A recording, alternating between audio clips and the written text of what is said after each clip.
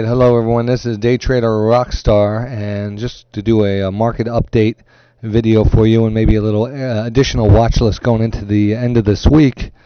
Just a little review of the S&P 500. We left off talking on the weekend on the on one of the S&P videos talking about this possible very good chance of a wedge pattern starting to form here, and recognizing the reversal area here.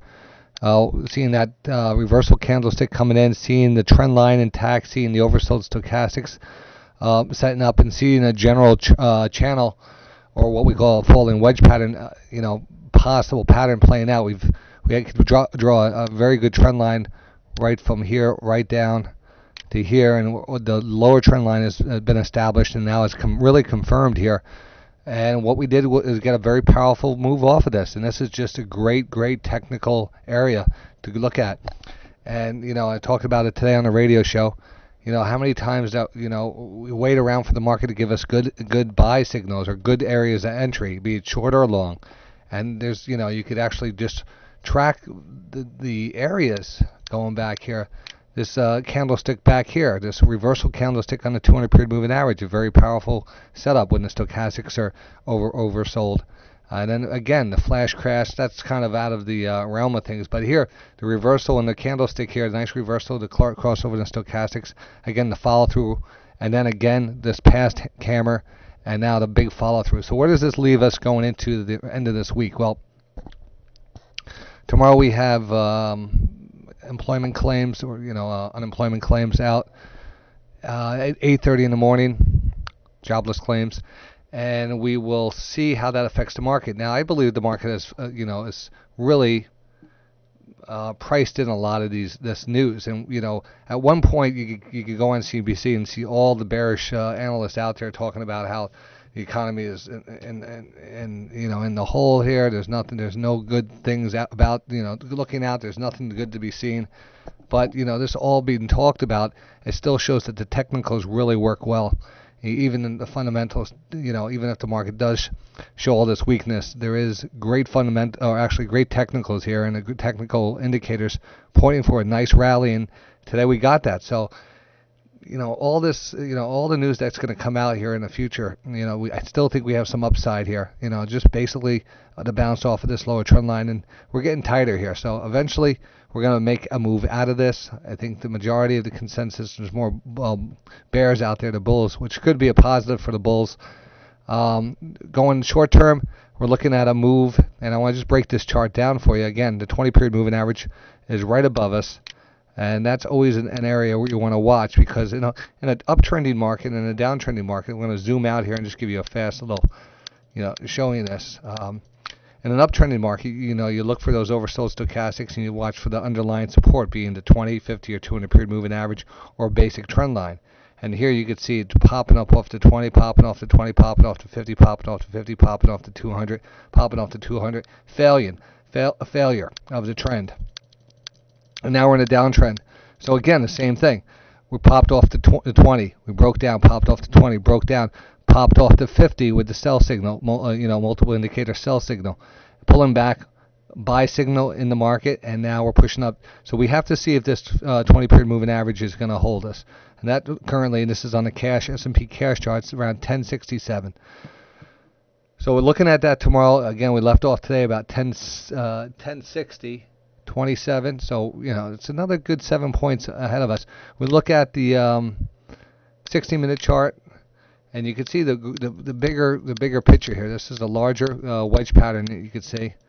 It goes back all the way to basically the bottom part of May 5th and going up to April 22nd, and there's a really established trend line, and we're pushing up towards it. We're at 1160. Have the 200 period moving average above us on the 60-minute chart at what levels we got here? Yes, the 1070. So we got 1070 area here, and the 1079 area. So there's two other levels I'm looking at, 1070 and 1079 level. So again, I really do like the daily, the little further follow through here, and the 1067 to 1070 would be an area. We break it down, give ourselves a more of a an area of resistance instead of an exact line, but anywhere around this 20 period moving average. We break this and start holding this. Again, the upward trend, downward trend line is going to be a very powerful thing, and definitely would want to take something off against this trend line, look for that retracement, and then look for a divergence in the stochastic indicator and look for that breakout to the upside.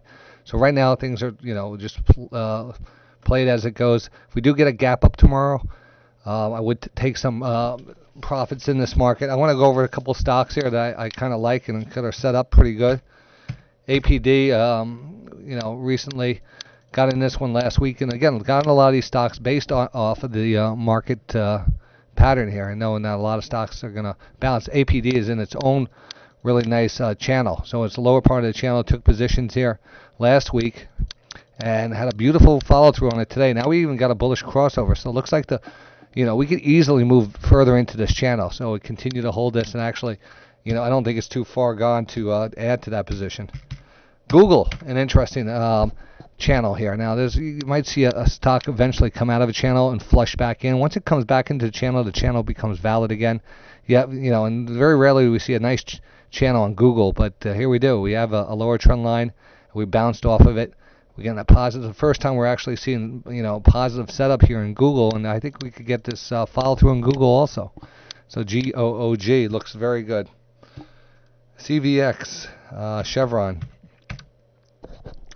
Also looks, just a nice move up today. Do I have any notes on that? 70.50 I have as a note. All right, so I'm looking at a target of 70.50 on this one. 70.50. I wonder if I was looking at the 60-minute chart or the 15-minute. Probably the 15-minute. I was looking at something here. Either way, I have a number down here at 70.50, and that's my target on that. So looking to take that one off the board at that level. I'm actually holding that. GE started a position today in GE, and this is going to be earnings run next week. And end of next week, Friday, we have GE coming out with earnings. Now, just doing some research here, we can see this very strong trend line that goes back to last September. It came down. It was this nice inverted head and shoulders pattern that's actually traded off of this pattern, popped out of it, came back, retested it.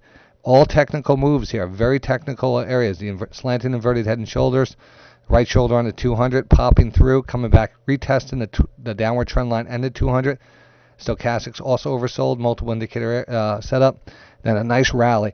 And it took all this time to get us back down to that lower trend line, which we bounced aggressively off of.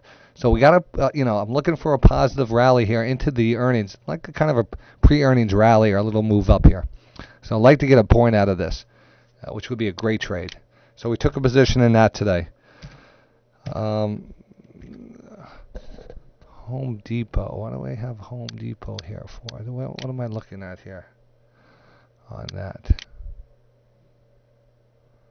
And it is a hot one today, I tell you. All right, well, I don't remember why I had a Home Depot down, but I had to look at that one again. The other one is Western Union.